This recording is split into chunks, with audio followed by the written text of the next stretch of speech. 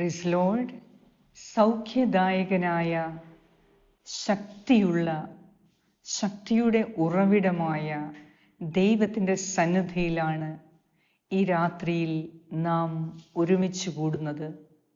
ഇന്ന് ഉറങ്ങാൻ മുൻപ് ദൈവസന്നിധിയിൽ നാം പ്രാർത്ഥിക്കുമ്പോൾ കർത്താവിൻ്റെ അത്ഭുത സൗഖ്യവും വിടുതലും നമ്മെ നല്ല ഉറക്കം നൽകി അനുഗ്രഹിക്കും.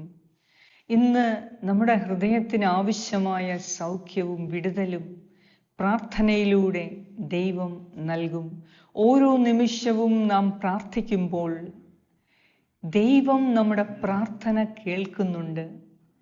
കർത്താവ് നീതിമാന്റെ പ്രാർത്ഥനയ്ക്ക് പെട്ടെന്ന് ഉത്തരം നൽകുന്നു എന്ന് എഴുതപ്പെട്ടിരിക്കുന്നു. അതിനാൽ ദൈവത്തിൻ്റെ നീതിയാൽ നീതീകരിക്കപ്പെട്ട, യേശുക്രിസ്തുവിൻ്റെ നീതിയാൽ നീതീകരിക്കപ്പെട്ട ഞാനും നിങ്ങളും പ്രാർത്ഥിക്കുമ്പോൾ അവിടെ ദൈവം സംപ്രീതനാകുന്നു എന്ന് നമുക്ക് കാണാൻ കഴിയും. ഈ രാത്രിയിൽ ഉറങ്ങാൻ മുൻപ് ദൈവവചനം ശ്രവിച്ച് നമുക്ക് ഉറങ്ങാൻ കിടക്കാം. ഇന്ന് നാം പ്രാർത്ഥിക്കുന്ന, ധ്യാനിക്കുന്ന ദൈവവചനം സങ്കീർത്തനം 4:1 മുതൽ 3 വരെയുള്ള വാക്യങ്ങൾ.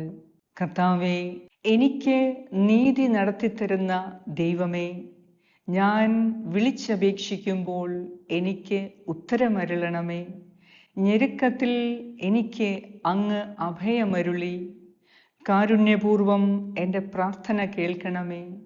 മാനവരെ, എത്ര നാൾ നിങ്ങൾ എൻ്റെ അഭിമാനത്തിന് ക്ഷതമേൽപ്പിക്കും? എത്ര നാൾ നിങ്ങൾ പൊള്ളവാക്കുകളിൽ രസിച്ച് വ്യാജം അന്വേഷിക്കും? കർത്താവ് നീതിമാന്മാരെ തനിക്കായി തിരഞ്ഞെടുത്തിരിക്കുന്നു എന്ന് അറിഞ്ഞുകൊള്ളുവിൻ. ഞാൻ വിളിച്ചപേക്ഷിക്കുമ്പോൾ അവിടുന്ന് കേൾക്കുന്നു. ദൈവം പീഡിതരുടെയും ദുഃഖിതരുടെയും വിലാപങ്ങൾ കേൾക്കുന്നവനാണ്. ദൈവത്തെ അന്വേഷിക്കുന്ന നീതിമാനെ ദൈവം തൻ്റെ നീതിയാൽ കാത്ത് സംരക്ഷിക്കുന്നതാണ് നമുക്ക് കാണാൻ കഴിയുന്നത്.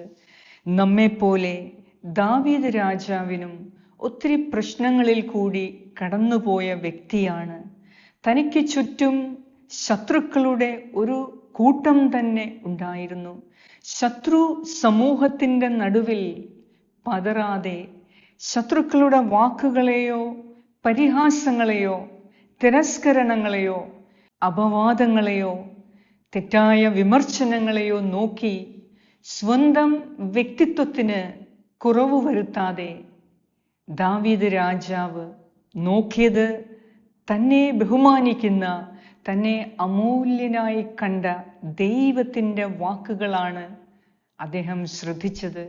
ഇന്നൊരു പക്ഷേ നാം ഓരോരുത്തരും ശത്രുവിൻ്റെ നടുവിൽ ആയിരിക്കുന്ന അവസ്ഥയിൽ കൂടിയാകാം കടന്നു പോകുന്നത്.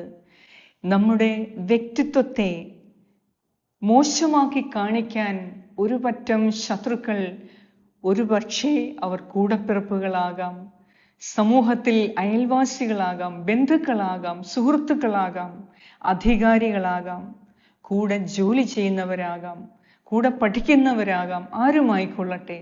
ശത്രുവിൻ്റെ വാക്കുകളല്ല നമ്മുടെ ജീവിതത്തെ നിയന്ത്രിക്കേണ്ടത്. മറിച്ച് ദൈവം നമ്മെ കാണുന്നത് തൻ്റെ അമൂല്യമായ നിധിയായിട്ടാണ്.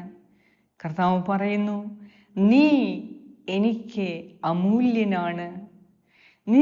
നിനക്ക് നിന്റെ വില കർത്താവ് നൽകിയിരിക്കുന്നത് വലിയ ശ്രേഷ്ഠമായതാണ്. നീ വിലയുള്ളവനാണ്, വില ഉള്ളവളാണ് ദൈവത്തിൻ്റെ കണ്ണിൽ. അതിനാൽ നമ്മെ വില കുറച്ച് കാണുന്നവരുടെ വാക്കുകളെ, നമ്മുടെ വ്യക്തിത്വത്തെ ബാധിക്കാൻ അനുവദിക്കരുത്. ഇന്ന് ഈ രാത്രിയിൽ നമുക്ക് പ്രാർത്ഥിക്കാം. ദൈവത്തിൻ്റെ നീതിയിലാണ് ഞാനും നിങ്ങളും വിശ്വസിക്കുന്നതെങ്കിൽ ദൈവം നമ്മെ നീതിമാന്മാരായി കണക്കാക്കുന്നു. അതിനാൽ ഇന്നീ രാത്രിയിൽ ദൈവത്തിൻ്റെ വിശ്വസ്തതയിൽ നമുക്ക് വിശ്വസിക്കാം. നാം ദുരിതങ്ങളിൽ കൂടി കടന്നു പോകുമ്പോൾ ഓർക്കുക, ദൈവം നമ്മെ ഉപേക്ഷിച്ചതിൻ്റെ അടയാളമല്ല, മറിച്ച് ദൈവത്തിൻ്റെ വിശ്വസ്തതയെ മനസ്സിലാക്കാനുള്ള ദൈവം അനുവദിച്ച സമയമാണ് ഇത്. അതിനാൽ ഈ രാത്രിയിൽ നമ്മുടെ ഹൃദയത്തെ ദൈവത്തിൻ്റെ സന്നിധിയിൽ തുറക്കാം. ഓരോ പ്രാവശ്യവും നാം പ്രാർത്ഥിക്കുമ്പോൾ ദൈവം എൻ്റെ പ്രാർത്ഥന കേട്ടിരിക്കുന്നു എന്ന് ദാവീദ് രാജാവിനെ പോലെ നമുക്കും പറയാൻ സാധിക്കണം. ഇത് എങ്ങനെ സാധിക്കും?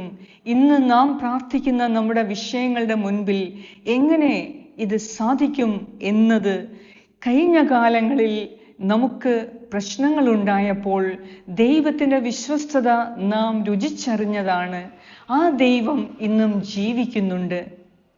ഞാനൊരു ഉദാഹരണം പറയാം. ഒരു വ്യക്തി ഒത്തിരി പ്രതിസന്ധിയിലൂടെ കടന്നു പോയപ്പോൾ ഞാൻ അദ്ദേഹത്തോട് പറഞ്ഞു, കർത്താവിൽ വിശ്വസിക്കുക, കർത്താവിനെല്ലാം സാധ്യമാണ്, കർത്താവെല്ലാം ചെയ്തു തരും, എല്ലാം ക്രമീകരിക്കും. ഒത്തിരി പ്രാർത്ഥിക്കുന്ന ഒരു വ്യക്തിയാണ് ഞാൻ. കത്തോലിക്ക സഭയിലുള്ള വ്യക്തിയാണ്. അദ്ദേഹം പെന്തക്കോസ്ത സഭയിലേക്ക് മാറിയ വ്യക്തിയാണ്. എന്നിട്ടും ഞാൻ പറഞ്ഞു, പ്രാർത്ഥിക്കുക, ദൈവം ഇടപെടും. ആ വ്യക്തി എന്നോട് പറഞ്ഞ ഒരു കാര്യമുണ്ട്. ദൈവം എന്ത് ചെയ്യും എന്നാണ് നീ പറയുന്നത്? ദൈവം ചെയ്യാൻ പോകുന്നത് നീ ഒന്ന് പറഞ്ഞതാ. ഞാൻ പറഞ്ഞു, ദൈവം ചെയ്യാൻ പോകുന്നത് ഞാൻ പറഞ്ഞാൽ ഞാൻ ദൈവമായി പോയില്ലേ? ദൈവം എങ്ങനെ കാര്യങ്ങൾ ചെയ്യും എന്ന് ഞാൻ പറഞ്ഞാൽ അത് ഞാൻ ദൈവത്തിൻ്റെ സ്ഥാനം ഏറ്റെടുക്കുകയാണ്. അതിനാൽ ദൈവം ചെയ്യും എന്നത് വ്യക്തമാണ്. ഇന്നലെകളിൽ ദൈവം നമ്മുടെ പ്രശ്നങ്ങളെ പരിഹരിച്ചിട്ടുണ്ട്. ഇന്നാദ്യമായിട്ടല്ല നമുക്ക് പ്രശ്നങ്ങൾ ഉണ്ടാകുന്നത്. ഇന്നാദ്യമായിട്ടല്ല നമ്മുടെ മുൻപിൽ ശത്രുക്കൾ നിരന്നു നിൽക്കുന്നത്. വർഷങ്ങളായി നമുക്ക് ഓർമ്മ വെച്ച കാലം മുതൽ നമുക്ക് ശത്രുക്കളുണ്ട്, പ്രശ്നങ്ങളുണ്ട്. എന്നാൽ അതെല്ലാം പരിഹരിക്കാൻ നാം പ്രാർത്ഥിച്ച് ദൈവത്തോട് യാചിച്ചപ്പോൾ ദൈവം നമുക്ക് സൗഖ്യം നൽകിയ അനേകം കാര്യങ്ങളുണ്ട്.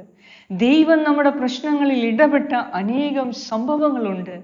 അസാധ്യങ്ങളെ സാധ്യമാക്കിയ സംഭവങ്ങൾ എൻ്റെയും നിങ്ങളുടെയും ജീവിതത്തിൽ ഉണ്ടായിട്ടുണ്ട്. ആ ദൈവം ഇന്നും ജീവിക്കുന്നു. അവിടുന്ന് ഇന്നും വിശ്വസ്തനാണ്. അവിടുത്തെ വിശ്വസ്തതയിൽ നാം വിശ്വസിക്കുക, അത് നാം ചെയ്യണം. എല്ലാം ശരിയായിട്ട്, എല്ലാം അറിഞ്ഞു കഴിഞ്ഞ് ദൈവത്തിൽ വിശ്വസിക്കാം എന്ന് നാം കരുതരുത്. എല്ലാം ദൈവത്തിൽ ആഴമേറിയ വിശ്വാസം നമുക്ക് ആവശ്യമാണ്. ഒരു ഉദാഹരണം പറഞ്ഞാൽ, നാം യാത്ര ചെയ്യാൻ പോകുമ്പോൾ ആ ഫ്ലൈറ്റ് അല്ലെങ്കിൽ ട്രെയിൻ അല്ലെങ്കിൽ ബസ് നമുക്ക് പോകേണ്ട സ്ഥലത്തേക്കാണ് ആ ഡ്രൈവർ വണ്ടി ഓടിക്കുന്നത് എന്ന് ആ സ്ഥലത്തെത്തുന്നതിന് മുൻപേ നാം വിശ്വസിക്കുന്നത് കൊണ്ടാണ് ആ ബസ്സിൽ കയറി അല്ലെങ്കിൽ ട്രെയിനിൽ കയറി നാം ടിക്കറ്റ് എടുക്കുന്നത്. അത് ആ ഡ്രൈവറിലുള്ള വിശ്വാസമാണ്. ഇതുവരെ കാണാത്ത ഒരു വ്യക്തിയിൽ നാം ഇത്രമാത്രം വിശ്വാസം അർപ്പിക്കുന്നു എങ്കിൽ ജീവിതത്തിൽ ഉടനീളം കൂടെ നിൽക്കുന്ന ദൈവത്തിൽ എത്രയധികം വിശ്വസിക്കണം.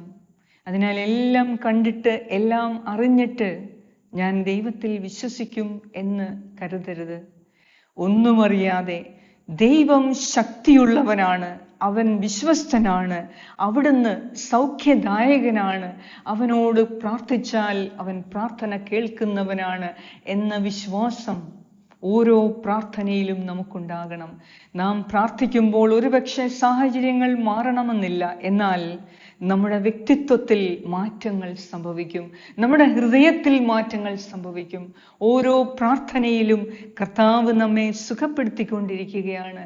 ഓരോ പ്രാവശ്യം ദൈവസന്നിധിയിൽ മുട്ടുകുത്തുമ്പോഴും നമ്മുടെ ആവശ്യങ്ങളെ അറിയുന്ന ദൈവം, നമ്മുടെ ചോദ്യങ്ങൾക്ക് മുൻപിൽ ഉത്തരം നൽകുന്ന ദൈവം പല മേഖലയിലാണ് നമ്മെ സൗഖ്യപ്പെടുത്തുന്നത്. നാം അറിയാത്ത മേഖലകളിൽ പോലും കർത്താവ് നമ്മെ സൗഖ്യപ്പെടുത്തിക്കൊണ്ടിരിക്കുകയാണ്.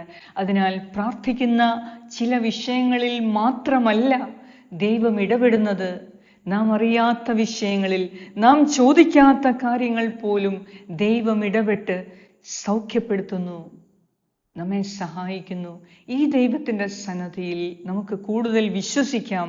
ശത്രുവിൻ്റെ വാക്കുകളിലല്ല വിശ്വസിക്കേണ്ടത്, മറിച്ച് നിന്നെ സ്നേഹിക്കുന്ന, നിന്നെ വില കൽപ്പിക്കുന്ന ദൈവത്തിൻ്റെ വാക്കുകളിൽ വിശ്വസിച്ച് ഈ രാത്രിയിൽ എല്ലാം മറന്ന് സുഖമായ ഒരു ഉറക്കത്തിന് വേണ്ടി പ്രാർത്ഥിക്കാം.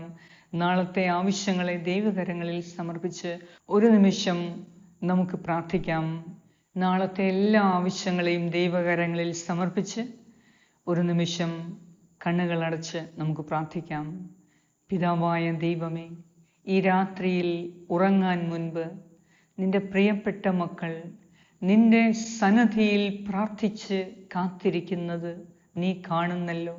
കർത്താവേ, ഞങ്ങൾ പ്രാർത്ഥിക്കുന്നതിന് മുൻപ് തന്നെ ഞങ്ങളുടെ ആവശ്യങ്ങളെ അറിയുന്ന ദൈവമേ, ഞങ്ങൾ ചോദിക്കുന്നതിലപ്പുറം നൽകുന്ന കർത്താവേ, ഞങ്ങൾക്കറിയാൻ വയ്യാത്ത മേഖലകളിൽ പോലും ഞങ്ങളെ സൗഖ്യപ്പെടുത്തുന്ന കർത്താവേ, ഈ രാത്രിയിൽ എല്ലാം മറന്ന് നിന്റെ സന്നദ്ധിയിൽ ഹൃദയം തുറക്കാൻ ഞങ്ങളെ അനുഗ്രഹിക്കണമേ, ഞങ്ങളെ ആശീർവദിക്കണമേ, ഞങ്ങൾക്ക് സൗഖ്യം നൽകണമേ.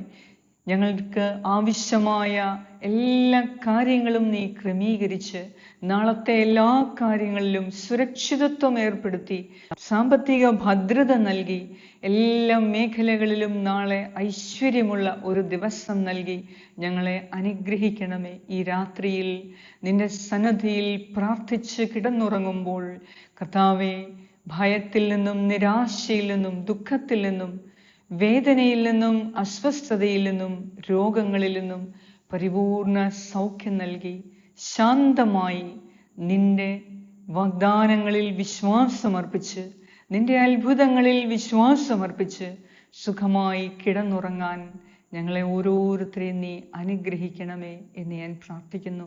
കർത്താവേ, നിന്നോട് പ്രാർത്ഥിക്കുമ്പോൾ ഞങ്ങളുടെ ഹൃദയത്തിൽ നീ സൗഖ്യം നൽകുന്നതിനെ ഓർത്ത് നന്ദി പറയുന്നു.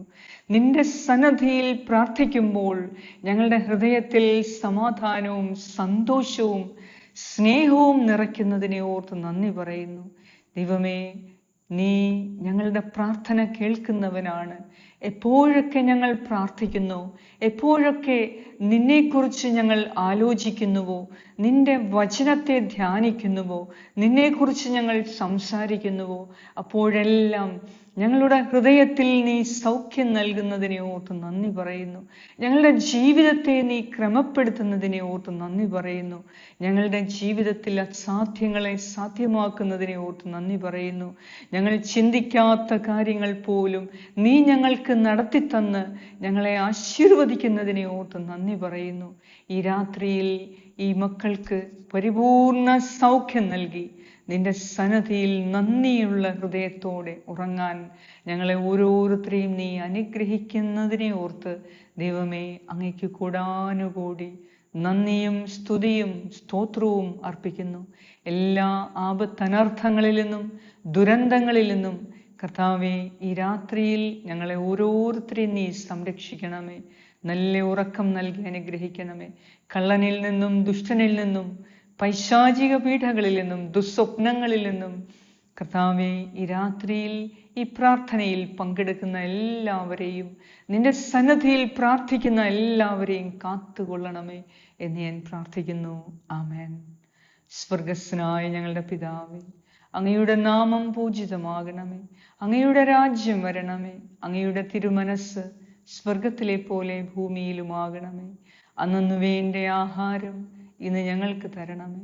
ഞങ്ങളുടെ കടക്കാരോട് ഞങ്ങൾ ക്ഷമിച്ചിരിക്കുന്നത് പോലെ ഞങ്ങളുടെ കടങ്ങളും പാപങ്ങളും ഞങ്ങളോടും ക്ഷമിക്കണമേ.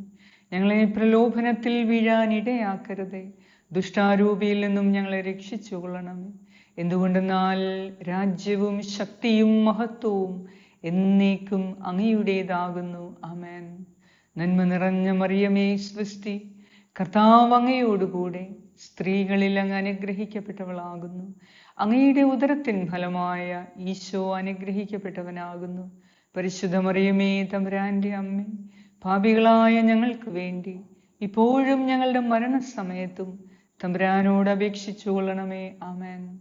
നിത്യം പിതാവിനും പുത്രനും പരിശുദ്ധാത്മാവിനും സ്തുതി, ആദിയിലെ പോലെ ഇപ്പോഴും എപ്പോഴും എന്നേക്കും. ആമേൻ.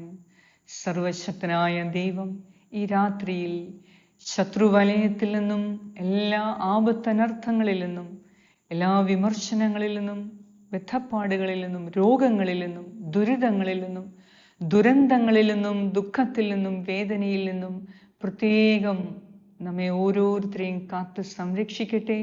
സൗഖ്യവും വിടുതലും നൽകി നമ്മെ അവിടുന്ന് ആശീർവദിക്കട്ടെ. ഈ രാത്രിയിൽ നല്ല ഉറക്കം കർത്താവ് നിങ്ങൾക്ക് നൽകും. വിശ്വാസത്തോടെ നമുക്ക് പ്രാർത്ഥിച്ച് കിടന്നുറങ്ങാം. പിതാവായ ദൈവത്തിൻ്റെ സ്നേഹവും പുത്രനായ ദൈവത്തിൻ്റെ സംരക്ഷണവും പരിശുദ്ധാത്മാവായ ദൈവത്തിൻ്റെ സംസർഗവും ഈ രാത്രി മുഴുവനും നിങ്ങളോടും നിങ്ങളുടെ പ്രിയപ്പെട്ട എല്ലാവരോടും കൂടെ ഉണ്ടായിരിക്കട്ടെ. യേശു ക്രിസ്തുവിൻ്റെ നാമത്തിൽ ആമേൻ. God bless you. Good night.